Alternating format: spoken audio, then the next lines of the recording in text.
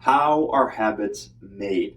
When we think of our financial habits, the things that we consistently do, good or bad, and we want to change those, first we must understand how are habits made in the first place.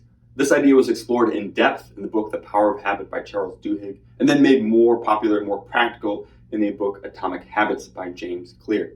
We're going to look over the next couple weeks at how to build good habits and break bad habits, but first we must understand how habits are made. Habits follow what are called a habit loop, and there's 4 parts to the habit loop, and the first one is cue. We see something, smell something, taste something, hear something, experience something that cues the habit cycle, the habit loop. So for example, maybe you're driving to work and you see a Starbucks, and that cues something. You remember what Starbucks is, what they serve, all the things that you enjoy there, and that's the cue. And what that sparks is the second part of the habit loop, which is a craving.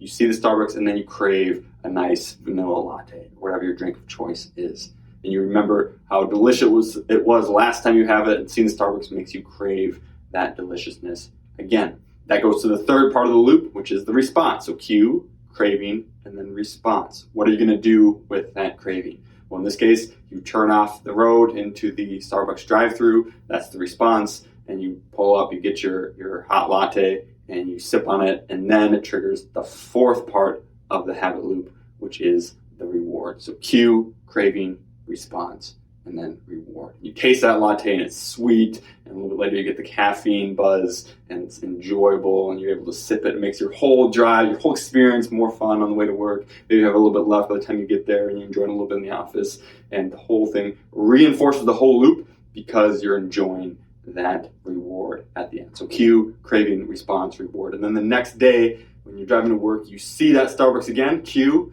you remember the enjoyable latte you just had the day before, and it makes you crave a second one. Why not enjoy this day as well? You deserve it, right? You've been working hard.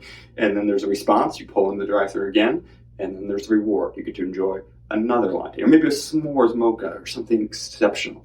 And it cements it again. You enjoy it again. Cue, craving, response, reward. And before you know it, you're stopping at Starbucks every single day on the way to work, spending $5 plus $25 a week, $100 or more a month, and you have a bad spending habit. Again, we're going to explore over the next couple of weeks how to build good financial habits and how to break bad financial habits. If you want to know more about all these things, you can always get the book Atomic Habits by James Clear, or dig deeper into habits with The Power of Habit. And we'll see you next week.